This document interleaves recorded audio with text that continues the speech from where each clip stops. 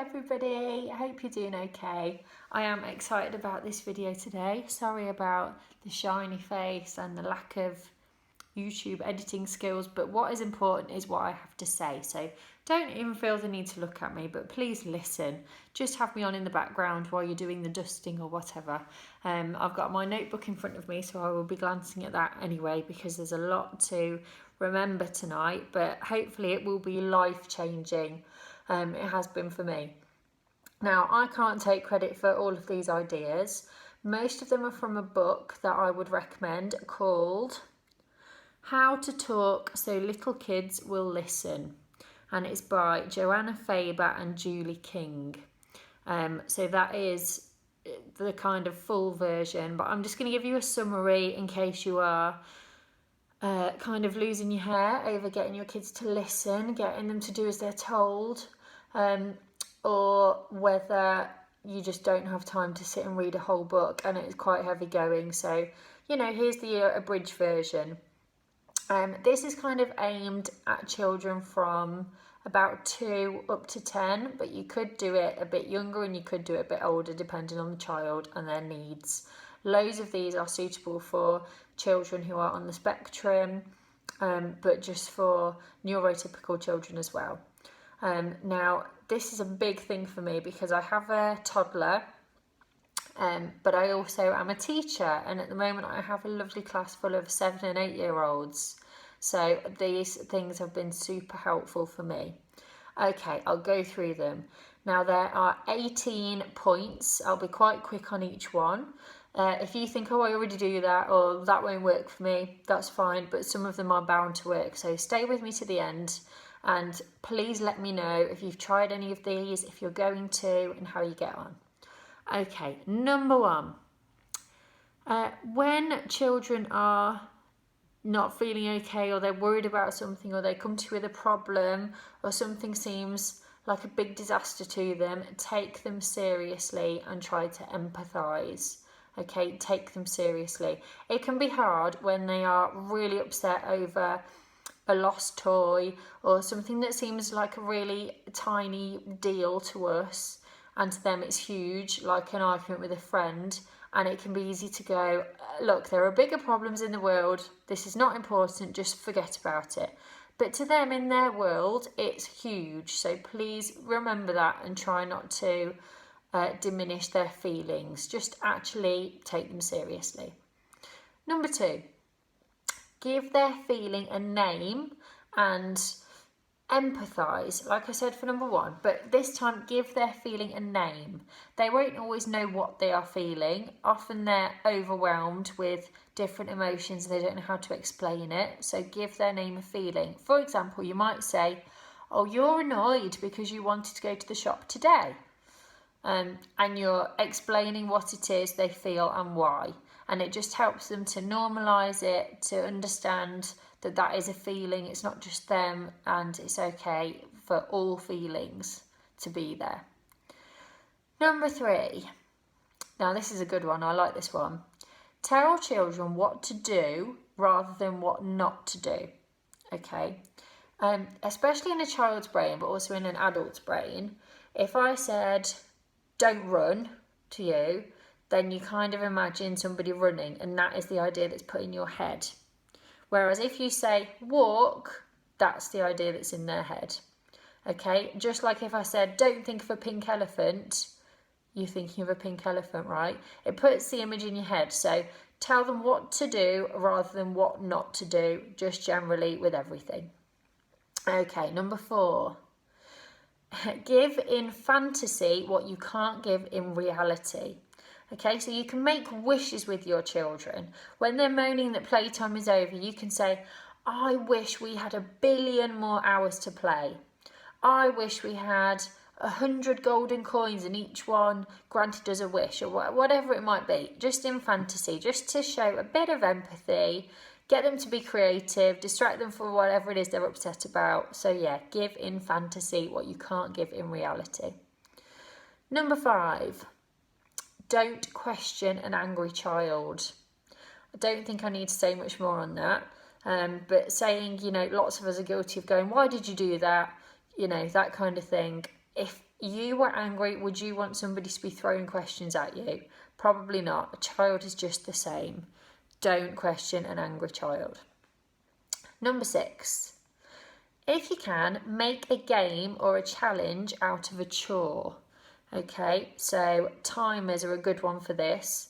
I bet you can't get your shoes on in 20 seconds. I'm counting 1, 2, or let's see if we can hop to the car, or I'll race you to here, or things like that, things they don't want to do. I'll race you up to the bath.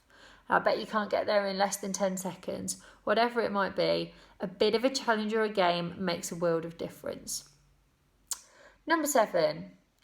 Give a choice so the child feels they are in control even when they're not. Okay, if they are fussy about what to wear in the morning, then let them choose, but not out of their whole wardrobe. Pick 2 outfits that you would be happy with and go, okay, which one would you like to wear today? This one or this one? Or say, would you like a toy or a snack for the car ride? If they don't like going in the car, you're giving them some choice, but actually it doesn't make any difference to what you are doing. So they're both choices you will be happy with, but the child feels an element of control, which is important to them and important to all of us. Just because they're children doesn't mean they don't need a little bit of control. I know there's a school of thought of, well, they're small, they just need to do as they're told, they need to learn that that's the way. And you can see it like that, but you're going to have more battles and a more insecure adult when they grow up. In my opinion, feel free to disagree. Okay, number 8. Give information instead of a telling off.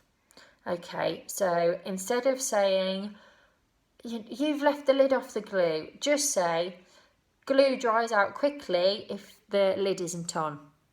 Give information. Just say a statement that gives information. The pens dry out quickly if we don't press the lids on. Not, you didn't put the lid on the pen, you didn't put the lid on the glue, you didn't do this, that and the other. Try not to accuse, just give information. Number 9. Generally, I find this at school a lot. Children hate when things seem unfair or when they don't see why they have to do something. They don't like doing things pointlessly. So where possible, try to explain why you're asking them to do something. Okay, like, let's tidy up so that people don't fall over these Lego bricks and hurt themselves. Or something like that. Try to explain why you're asking them to do things. Let's go and brush our teeth so they don't get damaged and all fall out. Let's go and have a bath because it's good for us and it makes us healthy and smell nice. Yeah, whatever it is, just try to add in a sentence or 2 to explain so children are as informed as possible, but don't feel that like, oh, this is unfair, I'm just having to do it because I'm told to.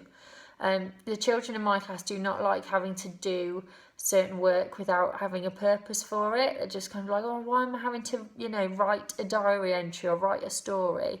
Whereas if I tell them they're writing it for a younger child to read or something like that, it gives them a whole new way of looking at it.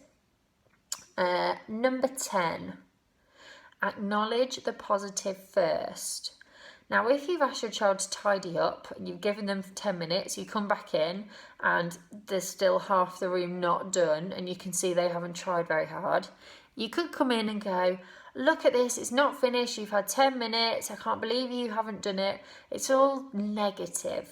So try to pick out the positive. Instead, you can walk in and say, look, I can see that half of the toy cars have been put away already. I bet it won't take long to do the rest of them. There's only a few left.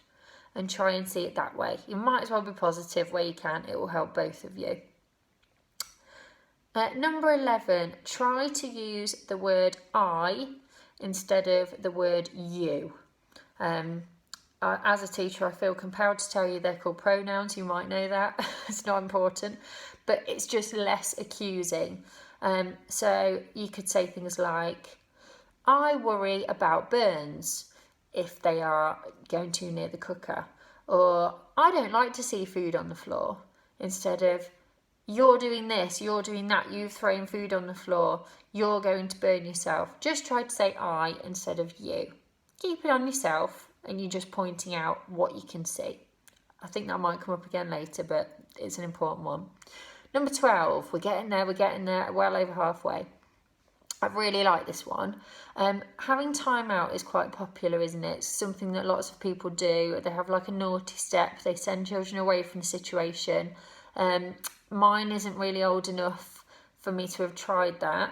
She sort of is just starting to tantrum now. She's 18 months old, so I can't speak from experience. But a theory in the book is to have time in and you have it together. So you might say, I can see this is getting a bit too much, let's have a break together. And you take your child out of the situation and you sit together for 5 minutes and you like watch Peppa Pig or you have a story or something like that. And it's like a time in rather than a time out. Nice idea, I think. And number 13, problem solve together. Now, I have a whole other video on problem solving, so if you're not sure what I mean, it's a system of steps that you follow. If your child is really anything over 3, I would say you can sit and do this together. So I'm not going to go through all the steps again because you can check out the other video, but that is something you can sit and do with them to solve any problem, in effect. Number 14. Instead of punishment, work out how to make amends. So again, it's all about being positive. Say your child has drawn all over the sofa in pen. You can say, I don't like what I see. How can we fix it? And instead of going, look what you've done, oh, I can't believe it, I'm going to have to do this, this and this. How can we fix it? Let the child take part in making amends rather than punishing them. It is much healthier and much better for their self-esteem. They'll know that you're not happy with them just because you've said, I don't like what I see. That's enough. You don't need to go any further. Okay, 15. Oh, I like this one as well. This is really good for me at school. So when a child is struggling with something, like maybe they're doing a piece of homework and it's not going well. What's going on with my hair? And maybe it's like a piece of maths work and they're finding it really tricky and they go, oh, I can't do this, I'm rubbish at this. Don't tell them it's good. Don't go, yeah, you're fine, you can do it, you are good at it, because they know that's insincere, they know it's not true. So don't give them kind of false praise, even though it's tempting because we want them to feel okay. Just acknowledge what they've done well. So it might be that they are building a gingerbread house. It's coming up to Christmas, so they might be building a gingerbread house and it's kind of crumbling and it's falling apart. And they're going, oh, look, I'm really bad at this. You can just point out what they've done well. I can see really straight icing on the windows and I can see a fantastic front door. I would love to live in that house. You know, you just point out the positive, but real genuine things that you are looking for. You know, you don't need to just be like, yeah, you're really good at it and kind of brush it off. Not helpful for them, and you don't want those children to be like that to other people. Number 16, straightforward, nice one. Just make sure your children are not overtired or hungry as far as you can, because that will always lead to acting out and you can't blame them. We're very similar. So I'll leave that one there, but kind of rule that out before anything else. Number 17, you need to look after you in order to look after them. I have another video on mum guilt where it comes into that, so that might be worth a watch after this. And I'm going to do a video soon about what's important for you and how to kind of fill up your cup, if you like. You can't pour from an empty cup.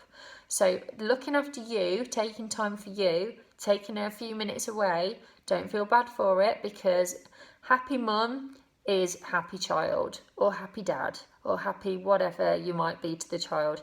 The happy adult is the happy child. So remember that is important. And number 18, be present with your children as much as you can. Yes, we have stuff to do. Oh, yes, we do. You have to do the cooking, you have to do the wiping around, you have to empty the bin, you have to get the lunches ready, whatever it might be. But as much as possible, be present with them, let them chip in, tell them what you're doing. Let them read to you while you're cooking the dinner. I know the children at my school don't read enough at home because their parents often say, oh, I haven't got time to listen. You know, do it while you're doing something, that's fine. You can listen, we can multitask, it's all good.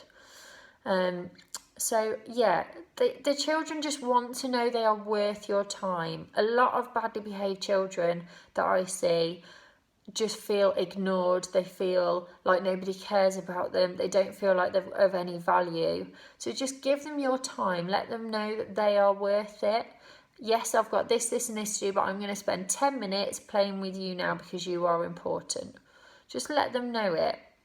And let them know that they can come to you with their worries and that you will take them seriously. That you're not going to laugh at them or dismiss them. It could be really important when a big problem comes up, or something that we perceive as a big problem, because they're all big problems to the children. Now, these are not going to work all the time for all children, but as a general guide, have a go, see how you get on. Some might work, some might not. I'm definitely going to be trying all of them as my daughter gets older, and lots of them on the children in my class now, because I really think educating yourself about this kind of thing can really avoid problems arising or try and solve problems that you've already got, because it's just about understanding each other. Parents and children is just another kind of relationship, and how hard do we have to work on our relationships in the rest of life on how to understand each other? Pretty hard if your life is anything like mine. So yeah, check out the book if you want the full version, but that is it from me for today. I hope you enjoyed the 18 tips, and please stay in touch. Bye.